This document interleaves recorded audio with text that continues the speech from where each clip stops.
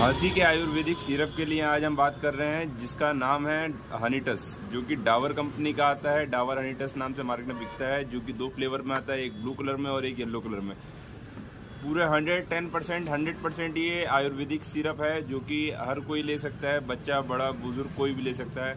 कफ के लिए बहुत अच्छा रिजल्ट देती है। चेस्ट में कफ जम जाता है या सूखी खांसी होती है, सांस लेने में दिक्कत होती है, कोल्ड वगैरह हो जाता है, उन सब चीज़ों में बहुत अच्छा रिजल्ट देता है। ये आप कहीं भी मार्केट से ले सकते हो। डाबर के नाम डाबर हनीटस नाम से बिकता है, ठीक है, और अच्छी कंपनी का है और बेस्ट रिजल्ट देता है। Thank you.